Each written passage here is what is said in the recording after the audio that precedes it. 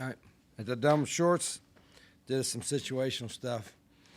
It's hard to evaluate a lot of it in shorts, but got some work in, and tomorrow will be an important day for us to let our guys just play some football without telling them what to do on every snap. So, Rich, practice today, we saw Sincere Bowers out there. I don't know how much you've got to work him. Obviously, he's just getting back into it. But what can he give you? What do you see out of him? He's an athletic guy. I don't know I should look up what the speed was, 40 times, whatever. But he's one of the faster guys we got, and a good football player, very conscientious. So he was been a little banged up, and he was back in white jersey today. So we need we gotta. I'd like to have 3 or 4 running backs to roll in there. If one guy's hot, we'll keep him in there, of course. But we're working on it. We're trying to get some guys healthy, and we don't have the biggest group right now as far as physical size there yet, but they're good workers. You're trying to prepare them for tomorrow's scrimmage by just going through things they'll see or that you might not really. Today was more, I might mention yesterday, 2-minute drill, end of game, end of half situations, a little bit more special teams. So it really wasn't anything related to tomorrow. Tomorrow we'll have some situations. Our situational awareness is always something that usually takes, too much time, in my opinion, to put in, but you gotta. I have 2 pages of situations, and we didn't cover them all today. But it's when I'm talking about coaches and players and managers and everybody else, when we're not situationally aware of what's going on, that leads to some troublesome moments in practice. But so that's why we work on it every day. Some that's down and distance. Anything else that stands out? Oh, down and distance, yeah, that's every day. But today was end of half. There's a difference between the end of the half and the end of the game. Obviously, quarterback's taking a sack if we're in the red zone and we got field goal territory. You don't want to back up, by getting a sack. You got to get rid of the ball a little quicker at times. And then defensively, obviously, if you get a turnover at the end of the game, and you win it, you don't want to try to score. You want to get down. Those are kind of like common sense stuff. But we got to get a lot of situational stuff. When we're going to, if we got a one timeout, when are we going to take it? Getting out of bounds. The whole, things that are pretty common. Everybody else does too. The other day, Ryan Garrett was talking a little bit about how there's not really a wide receiver one yet in his eyes, but there's people that work up to that and building the room. Is that important to you to have a legit wide receiver one, someone emerge that, or can you do it more as a committee? No, I understand what everybody wants. They want to label guys wide receiver one, wide receiver two, and I understand why. You have a guy that's, just a dominant one-on-one guy which there's some out there, and our guys can potentially do that. You want to be aware of that. Okay, if this guy's one-on-one, that's the matchup you want. So, really, everybody wants. At least have one wide receiver one and one wide receiver two. If you had 2 of them, you're in pretty good shape. We got a couple guys that are pretty good. So I don't know if anybody's established that, but there's some potential there for those guys to do that. But I say that, and I don't want our quarterback to I'm throwing it to wide receiver one no matter how many people are on him. If he got a safety over top and a corner running with him, but this guy's open, he's one-on-one. You don't throw it over to that guy, unless he's just, super freak and whatever. There's few of those out there. What do you want to see tomorrow? What's going to make you happy at noon when you walk off that field? Well, I would think the effort would be there. They're going to make mental mistakes. I think there's, that part of it. You hope they're not making the same mental mistakes that they did today or yesterday or the day before. The physicality should be there. See who's going to really play football without. And if there's too much, I would say too much. That's kind of a bad word. There's not too much coaching going on, but there's probably at times too much assistance early in camp where we're telling, coaches are kind of yelling at our guys what to do, whatever, and that's not what happens in the game. In the game, coaches are on the sidelines or in the box, and the players have to take charge of it themselves. So part of my goal in scrimmage is to not have as much coaching per se going on from play to play, let the guys play, correct the moments when we have time to correct them, and then evaluate pretty heavily what they do. You, with the running backs, you typically like to historically try to get some carries split between a few guys. I've noticed last year at Jack State it was more of a one running back taking the majority of the load. With the depth where it is right now, if Jaheim White has to carry the majority of the load this year, do you have faith he can handle that? Who said he does? I'm not saying he does, but if he did, would you think? If a frog had wings, you ever heard that? He wouldn't bump his butt when he tried to fly. You're not that worried about depth So then. if a frog had wings, he wouldn't bump his butt when he tried to fly, right? I'm hoping Jaheim, what I like for Jaheim, who's a good player, I hope he's physically able to run 25, 30 times a game, which I think he will be. But I don't, I'm not just saying it because that's a fair question. I don't overthink it. Like if you're good enough to win with and a running back is in there, I'll tell our guys, they may break off, say they break off a long run, 30-yard run or something. And a lot of times you see them tap out just to get a blow, right? And I don't blame them for doing that, but once we sub, allow them to sub. So I've told our guys, you got to take off a 30-yard run. You might need to go jet tempo and do a 30-yard run and do another one because we're not going to sub.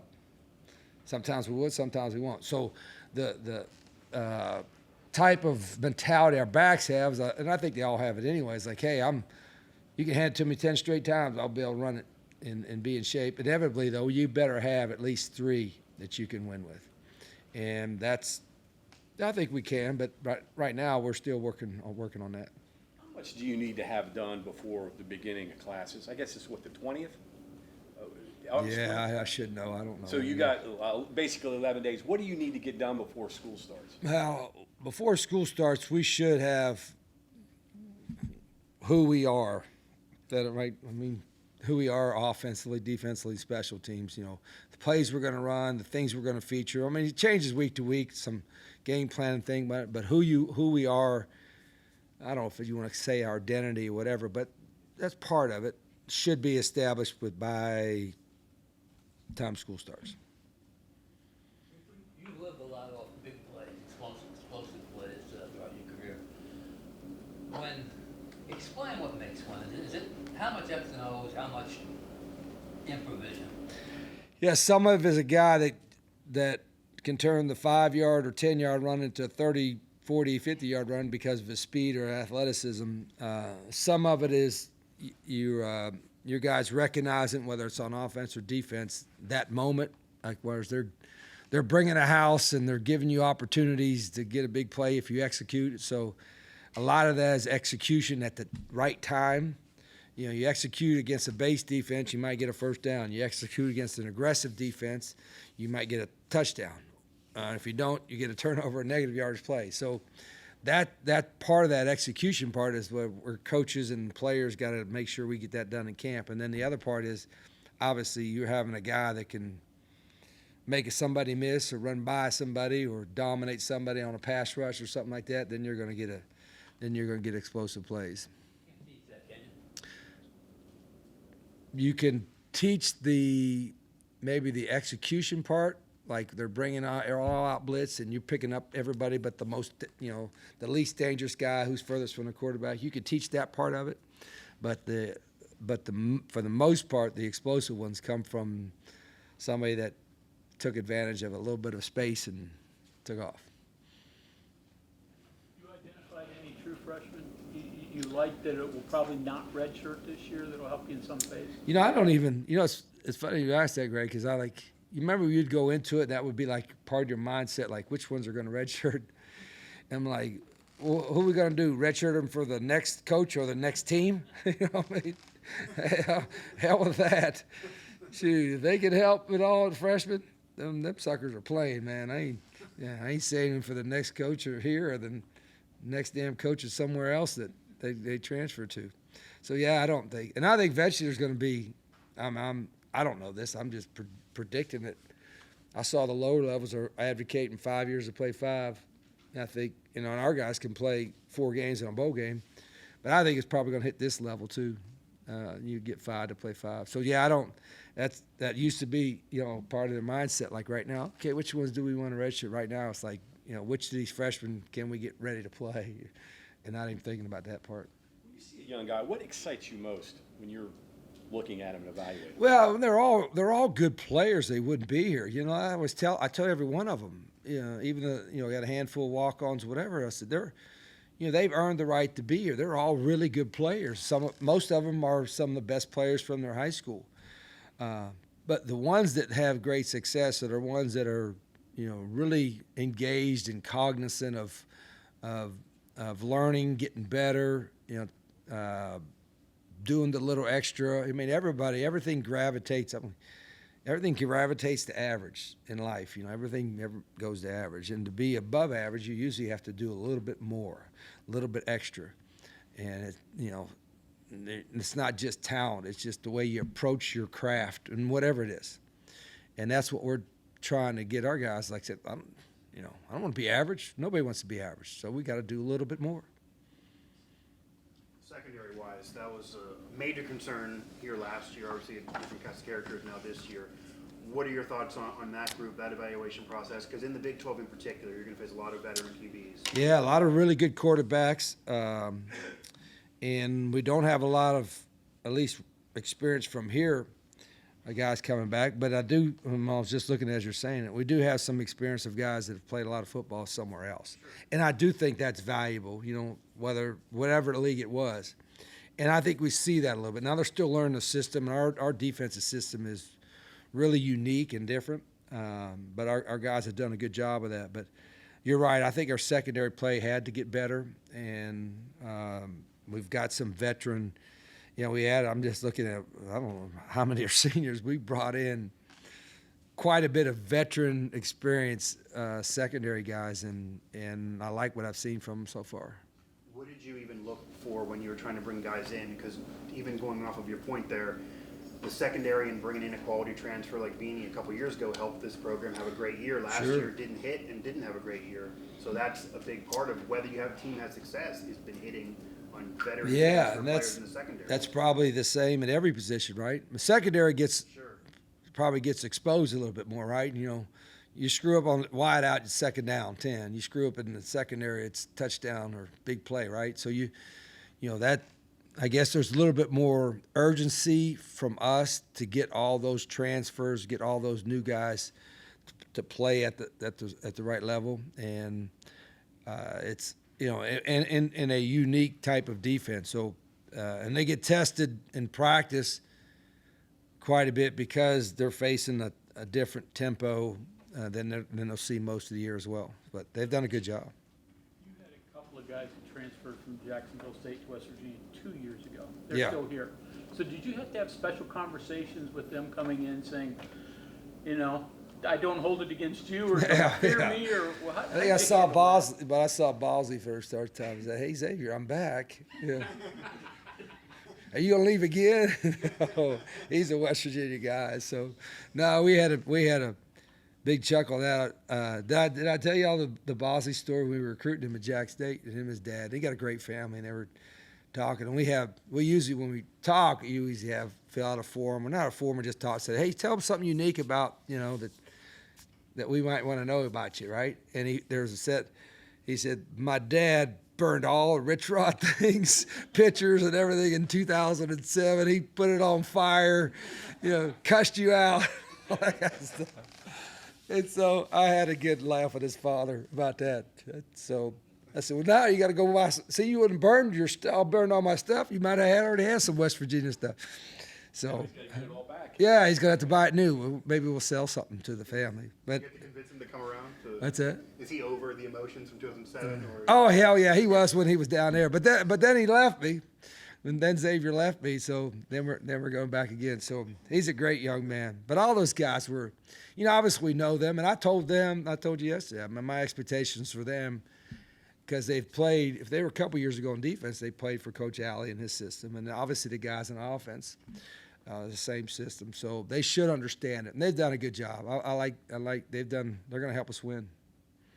Scrimmage, I'm imagining it's a lot of putting stuff on the field that you've rehearsed and installed and all that stuff. But do you try to heat up position battles and competitions and try to see if like can this corner beat the receiver, so on and so forth, or is that Yeah, too not specific? not so much maybe offense against defense, but just even in practice, like now, trying to roll guys in and out. And I think because sometimes if you're always with this group or always with this group, and you gotta they gotta be able to show their competitiveness no matter the situation and what it's in. So, and the scrimmage is not, and we're evaluating every day. The scrimmage part more than anything is like I mentioned earlier, is where we're not yelling and screaming where to line up, what to do, down and distance. There really is, as much as we can, simulate like a game where the plays are called, the situations are what they are, and our guys are recognizing it.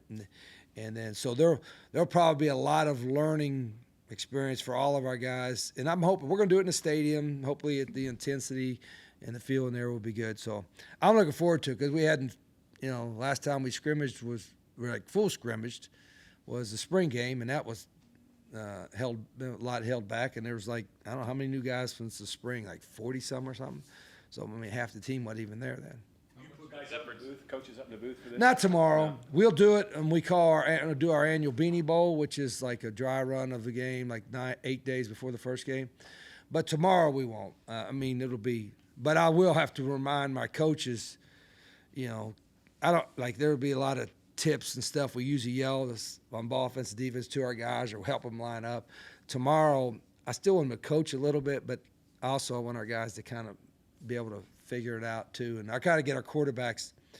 It's just hard on them. They've got to get more engaged. If a guy's lined up wrong, whatever, they got to be the voice out there to get it right. And so we'll work on that too. How much is a day worth it? Like if a guy on the radar, off the radar, has a really good day or a bad day, do you put a lot of weight in it because it's a different type of practice? In some regards, we do. It depends on which group he's going against. If he's going against the upperclassmen, first or second group, or is he going against the young guys and making plays against the younger group? So that's got to play a part in it too. So, but we'll evaluate everything. Okay, thank you very much. Okay.